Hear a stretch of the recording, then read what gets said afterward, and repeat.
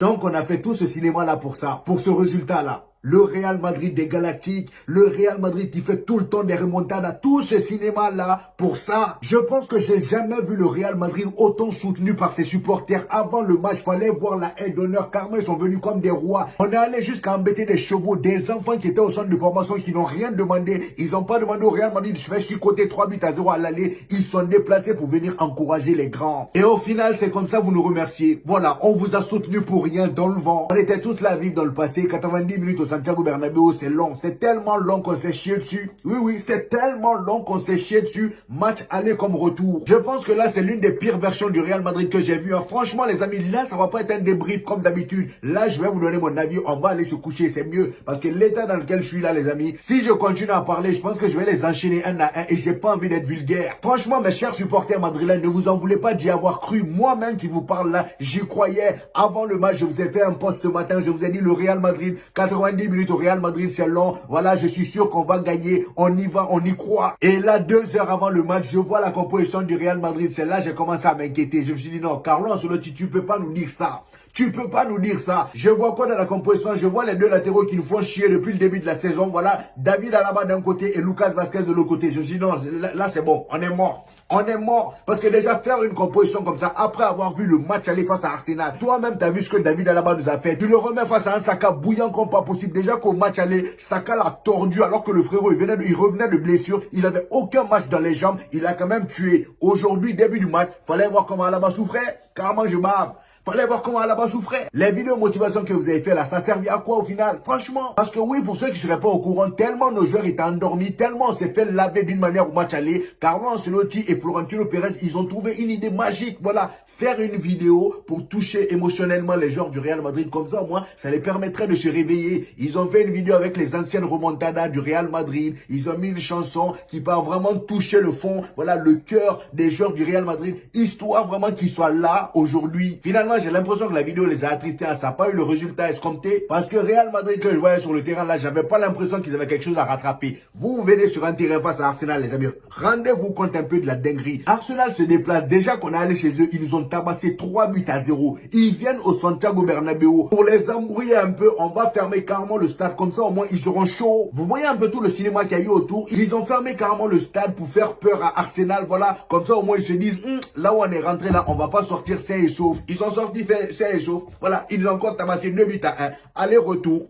Aller-retour, nos 3 attaquants débilos là qui sont devant là, comment ils s'appellent? Kylian Mbappé, Vinicius et Rodrigo. 3 attaquants qu'on appelait Galactiques en début de saison. Des galettes, ouais. Comment ça, Galactique? Vous faites match aller-retour, même pas capable de marquer 2 buts. Même un but, vous n'êtes pas capable. Le but que Vinicius marque aujourd'hui, là, c'est un but donné. Si le défenseur d'Arsenal n'avait pas fait l'erreur, là, est-ce que même on aurait marqué? Non. Offensivement, aujourd'hui, on était merdique. Au milieu, on était merdique. Défensivement, c'était la merde. Et avec eux, Thibaut Courtois, le pauvre qui faisait son boulot, il nous a arrêté ce pénalty-là. Moi-même, je pensais qu'en arrêtant ce pénalty-là, le Real Madrid allait se réveiller enfin. Sauf que non, ils sont restés en train de faire des observations. Je sais pas si Arsenal les impressionnait. Ils étaient là, endormis. Voilà. Le deuxième but d'Arsenal, regardez comment on traverse notre défense. Le premier but, pareil. Saka, il vient, il lobe notre gardien. On était tellement à la ramasse, les amis, que j'étais vraiment sous le choc, les amis. Je voulais même pas faire ce débrief-là, parce que là, je suis dans un état vraiment, je me sens pas bien. À force de se trouver trop bon, on devient moche. Ouvrez-moi le stade là, que les gens respirent. On va fermer le stade pour je sais pas quoi. Ouvrez. Et puis la saison prochaine, j'espère que je vais plus entendre ce genre de bêtises là. Fermer le stade pour faire peur à l'adversaire. Vous allez faire peur à personne. Vous-même, vous êtes fait peur. Vous avez fermé le stade en espérant faire chaud à l'adversaire. Finalement, c'est vous-même qui avez eu chaud. Jude Bellingham était tellement stressé. Le frérot déjà, il a une attaque à servir. Il était là, il faisait rien sur le terrain à part s'énerver. Il est là, il s'embrouille avec les joueurs d'Arsenal. Il les pousse. Il est trop tendu.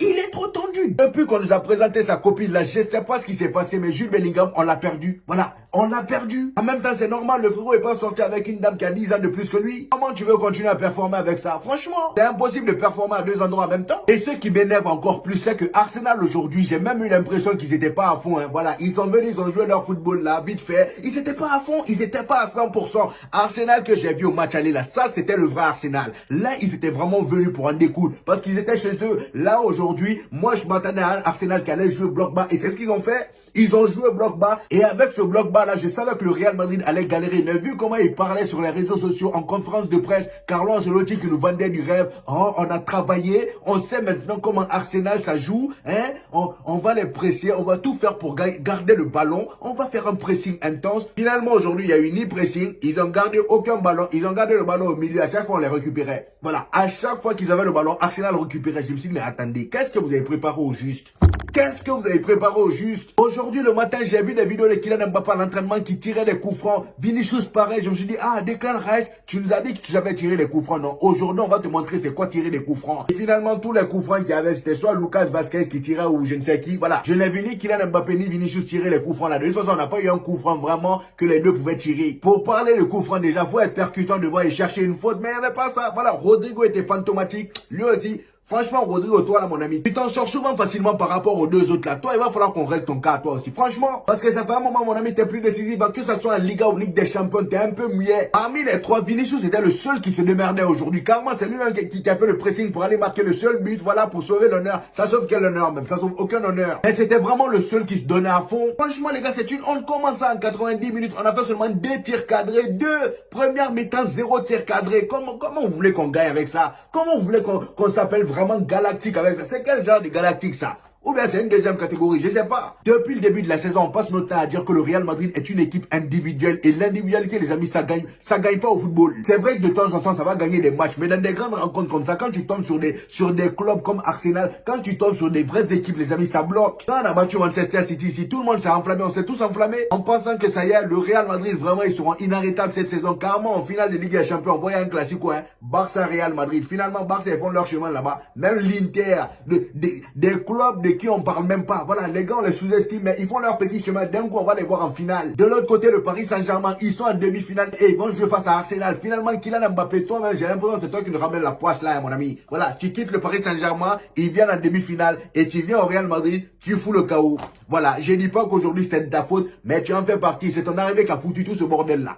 C'est ton arrivée qui a foutu tout ce bordel là. Le frérot, il court pas. Aujourd'hui, il a passé tout son temps à décrocher. Je sais pas pourquoi. Si tu décroches là, qui reste en pointe? Est-ce qu'on a besoin de toi au milieu? Non. Est-ce qu'on a besoin de toi au milieu? Je pense pas. Et là, tu passes tout ton temps à décrocher, t'as le ballon, tu fais tes passements de jambes à la con là, au lieu de rester en pointe. Et c'est d'ailleurs pourquoi, les amis, je vais vous dire, ça, je l'avais pas dit depuis le début de la saison. Mais je pense que Kylian Mbappé et Vinicius, là, va falloir se débarrasser d'un des deux dans la saison prochaine. On peut pas continuer avec les deux. C'est pas possible. Les deux dans la même équipe, ça colle pas. Faut se rendre maintenant compte à l'évidence. Je pense que ce match-là, ça nous a montré maintenant tout ce qu'il faut changer dans cette équipe-là. Défensivement, on est à la ramasse. David Alaba, ça saute. Lucas Vasquez, ça saute. Luka Modric, ciao mon ami, je t'aime bien, mais ciao, t'as fait ton temps. Au milieu, il faut recruter les amis parce que Dani Ceballos, on peut pas compter que sur lui. Aujourd'hui, je m'attendais à ce que le gars soit titulaire parce qu'il revient de blessure. Quand il est revenu de blessure, on était tous contents. On s'est dit, ah, Dani Ceballos revient au bon moment et il sera titulaire face à Arsenal au match retour. Au match retour arrive, on voit il est au banc. Je me dis, mais attends, Carlo Ancelotti, c'est quoi ton plan? C'est quoi ton plan? Il met Dani Ceballos au banc, tout ça pour laisser Lucas Vasquez, David Alaba, et au milieu, il met Jude Bellingham, Tchouaméni et Valverde. Qu'est-ce qu'il cherche?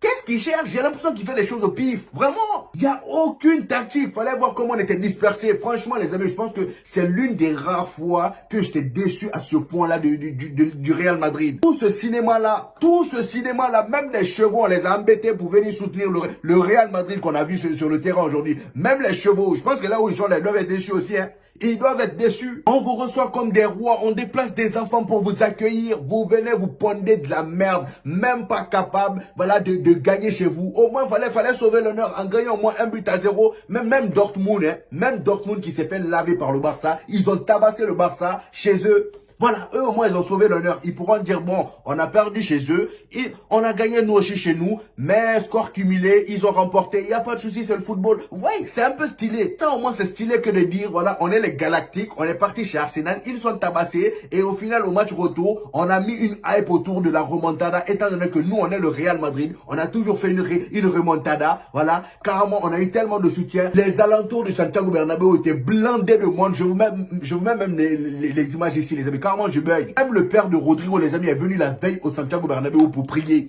Il est venu pour prier pour que le Real Madrid se qualifie. Mais malgré tout ça, ils viennent, ces tocards-là viennent sur le terrain et ils jouent comme s'ils menaient au score. Honte à vous, hein, franchement. Et en plus de ça, je m'attendais vraiment à un Real Madrid qui allait étouffer Arsenal. Finalement, c'est nous, on s'est fait étouffer. Tellement on s'est fait étouffer. Je pense qu'à un moment, ils ont voulu ouvrir les toits. Hein. Les toits, ils l'ont fermé pour étouffer Arsenal. Là. Ils ont voulu ouvrir à un moment. Et Carlo Ancelotti, toi, je viens. Toi, faut même pas être pressé, mon ami. Toi, j'arrive sur toi. Parce que je pense que tu sais déjà ce qui t'attend. Voilà. À la fin du match, on lui demande, parce que dites-vous qu'en conférence de presse, comme je vous ai dit, on a demandé si son avenir dépendait de ce match-là. Le frérot, il vient nous dire, non, mon avenir ne dépend pas de ce match-là. Et là, à la fin du match, lui-même, il a vu à quel point il a été nul. Il a été nul. On l'a reposé la même question. Il a dit, non, je ne pense pas re-signer. Encore heureux.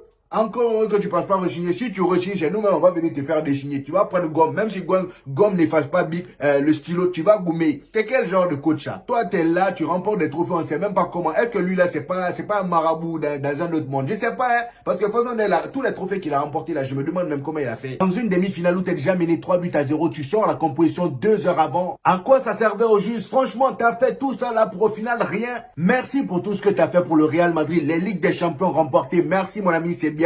Mais maintenant, il va falloir plier bagage. Parce que là, on n'en peut plus. On n'en peut plus. Tu fais des compositions bizarroïdes. Je sais même pas, toi et ton président de club, Florentino Pérez, je t'aime bien, mon ami. Voilà. Mais la saison prochaine, là, il va falloir bien t'asseoir et faire une bonne analyse du marché et acheter des joueurs qu'il nous faut. Parce que là, acheter Kylian Mbappé, là, je sais même pas à quoi ça servit. Le gars, il vient, il fout tout en l'air. Vinicius, on le reconnaît plus. Rodrigo, on le reconnaît plus. Je dis pas que c'est à cause de Kylian Mbappé qu'on a perdu aujourd'hui, mais c'est en tout. Son arrivée a bousculé beaucoup de choses. Jude Bellingham, on le reconnaît plus. Lui, je sais pas si c'est à gros de 32 ans là qui l'a rendu aussi nul. Mais il y a personne que je reconnais dans cette équipe-là. Allez-y me chercher un Erling Haaland, Kylian Mbappé, Vinicius, il y en a un qui saute, je sais pas, faites votre choix. Et en défense, tous les tocards qu'il y a là-bas, là, qui sautent tous. Lucas Vazquez, c'est moi mon ami. Aujourd'hui, dites-vous qu'en première mi-temps, malgré que le gars n'était pas terrible, mais c'était le meilleur joueur du Real Madrid. Ça, faut le reconnaître. Lucas Vazquez était le meilleur joueur du Real Madrid. Je le reconnais. Et le gars aussi, il fait tellement de fautes, je sais même pas ce qu'il avait.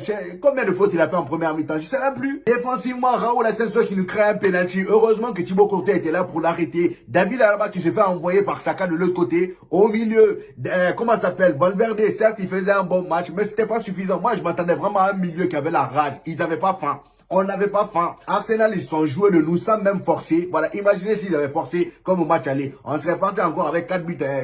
Je pense que c'est à cause du stade qu'ils sont calmés un peu. Hein. Sinon, franchement, ils allaient encore nous envoyer mal. Le football, c'est pas que dans la bouche. Hein. Vous passez votre temps à faire des messages sur Instagram. Là. Vinicius Junior, hier en story, il met Mañana 21h. Mañana 21h, t'as fait quoi? Hein? T'as marqué un but, certes, mais toi et tes amis, là, vous avez rien foutu. Rodrigo, son père, pas prié la veille. C'est très bien, au moins. Il essaie de prier Dieu pour nous aider un peu, mais malheureusement, voilà, Dieu a été du côté d'Arsenal. Il n'a pas à la fin du match aller, le frérot, hein, remontada. Si, finalement si, c'était où? C'était où? N'importe quoi, franchement, on t'avoue encore une fois. 2 tirs cadrés en 90 minutes, un Real Madrid qu'on appelle des Galactiques.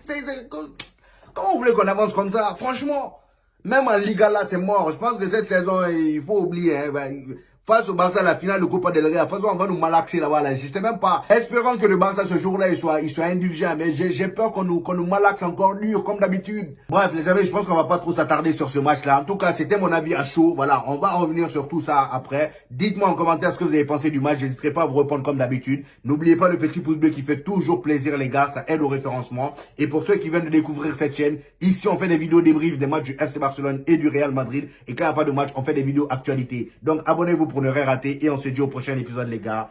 Peace!